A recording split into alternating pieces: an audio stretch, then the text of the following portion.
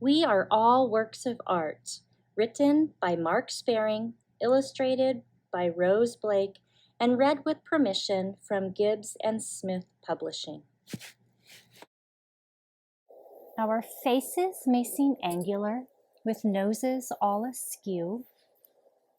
Our skin tones might all vary, we're every shade and hue.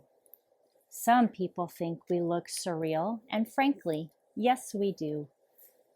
But we can make you tilt your head and see the world anew. Our feet might be so heavy they root us to the floor, but we have a certain presence that no one can ignore. We might look rather classic or something else less so. We might look quite familiar or like no one else you know. Our bodies might all differ in shape and form and frame, but think how dull the world would be if we were all the same. We might look like a collage made up from this or that, but we wouldn't change a mismatched ear or swap one single scrap. Whoever it was that made us each with loving care. Each curve and kink and scribbly line was meant to be right there. We are proud of our uniqueness, and deep down in our hearts, we know we are spectacular, for we're all works of art.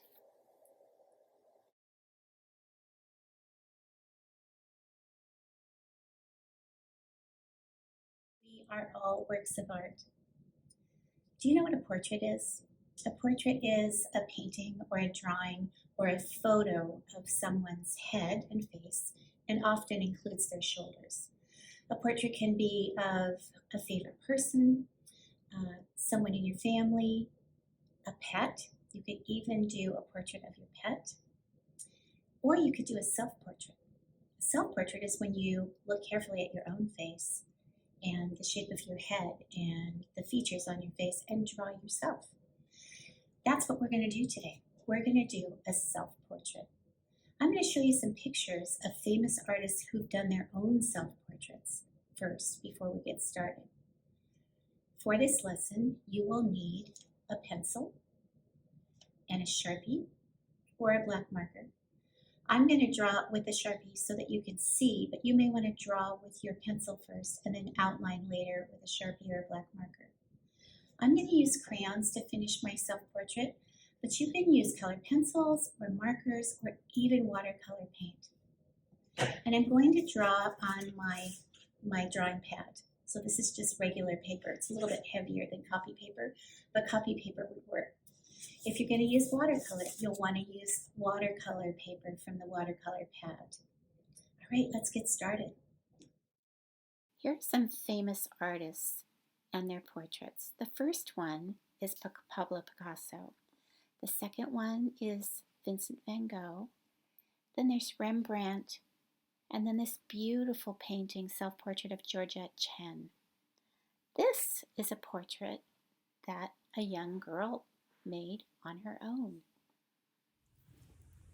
I'm going to use this photo of myself one year when I was teaching.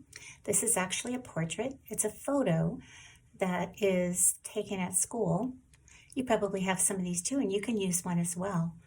Or you can use a mirror and look carefully at yourself in a mirror. You can sit by a mirror or you can find a hand mirror.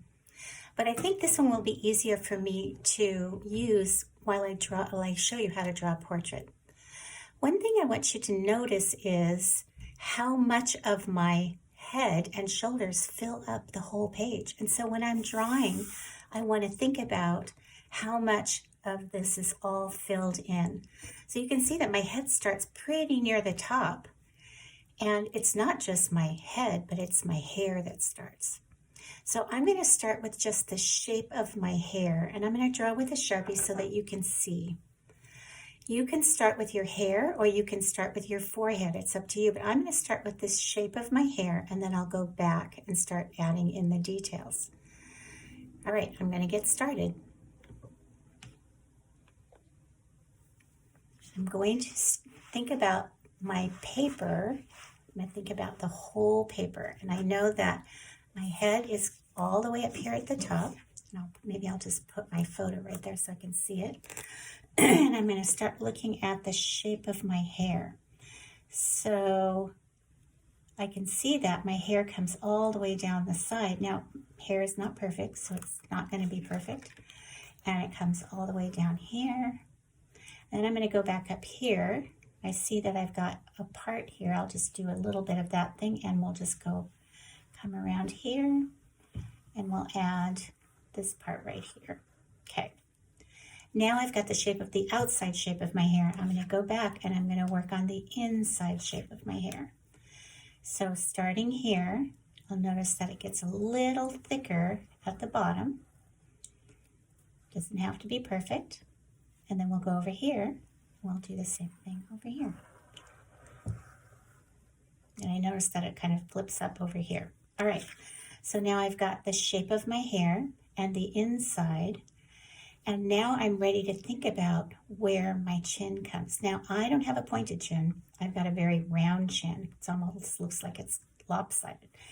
And my eyebrows are just above my eyes, of course. And notice how much space my forehead takes up.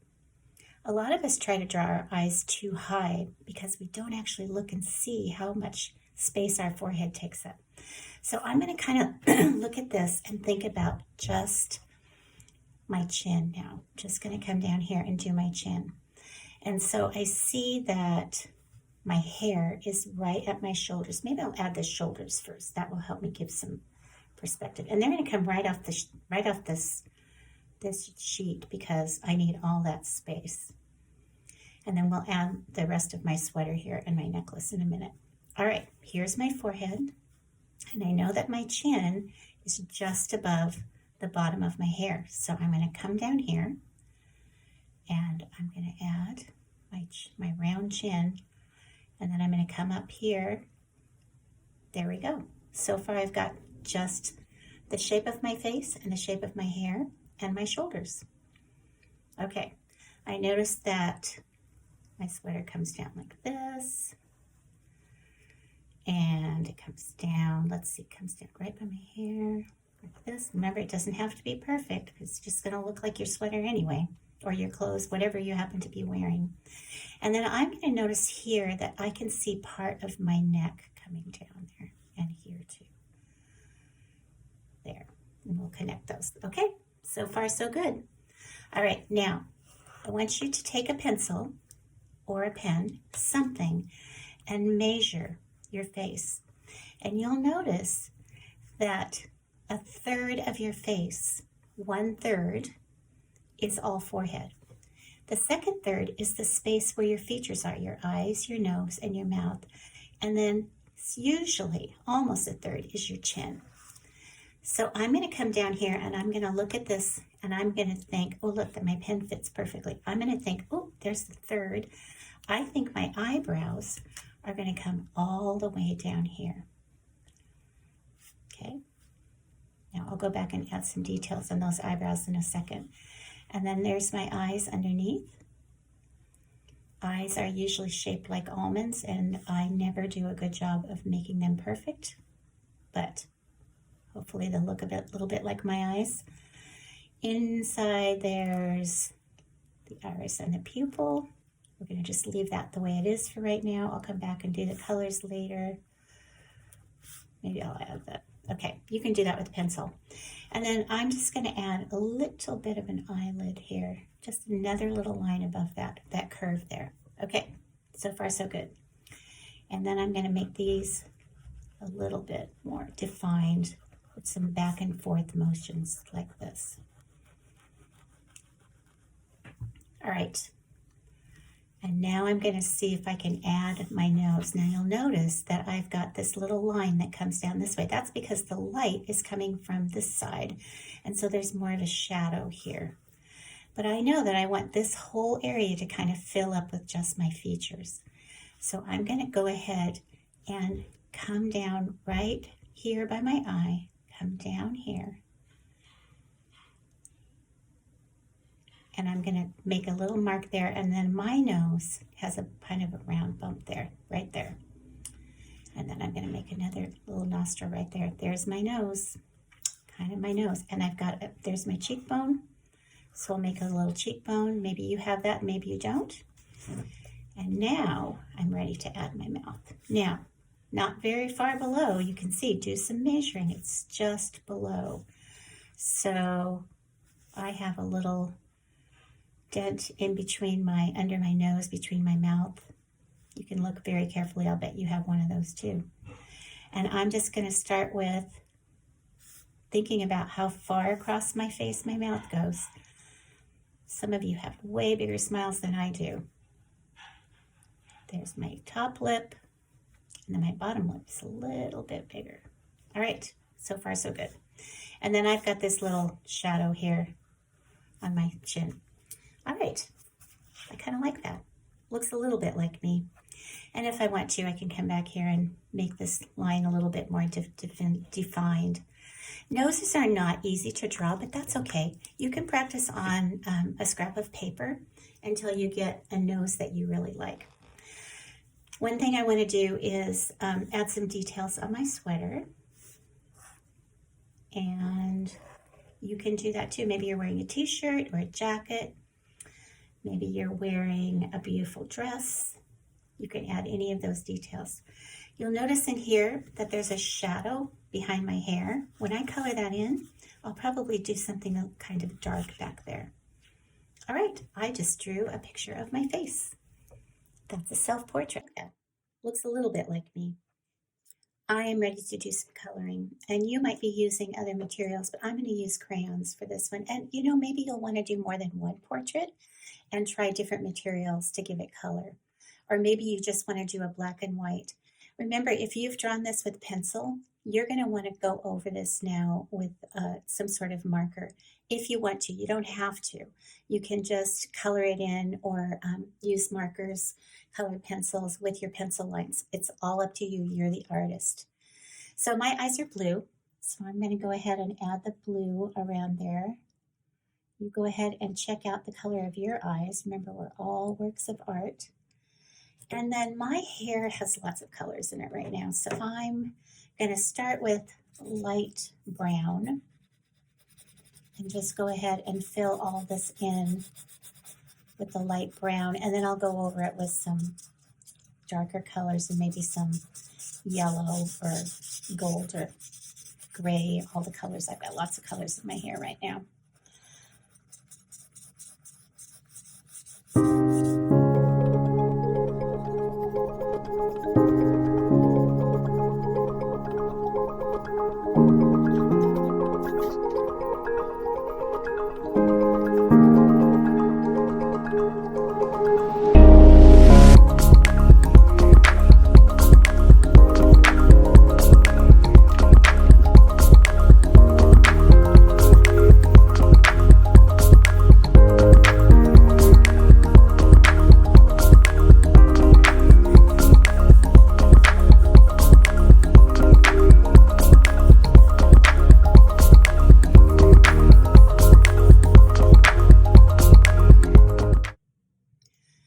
Notice that I used some darker brown here in the back, and also I'm going to take my black and just do some little shadows up here, maybe add some shadows back here just to show that the light is not shining there.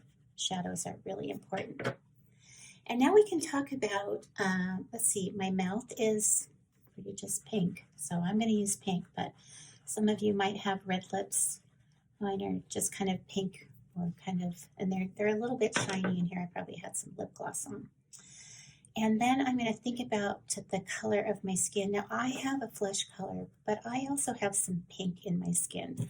You'll notice, or maybe a little bit of tan, especially here on my cheeks. So I'm going to go ahead and start with just the flesh color. And if you don't have a flesh color, look in your color boxes, whatever you're using, and see if you can find something as close as possible.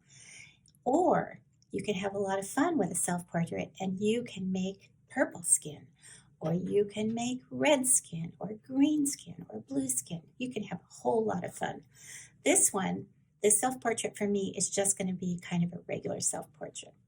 So I'm going to go ahead and fill this in, and then I'll go back and I'll add some darker colors in places where there are shadows. So remember, this side of my face in the photo has more light. So, and this part over here is darker, so I'm going to push harder with my crayon. You can do, color pencils work really well with this too. Also, if you're watercoloring, maybe you want to add a little bit of extra paint there. All right, now I'll go back and do my neck.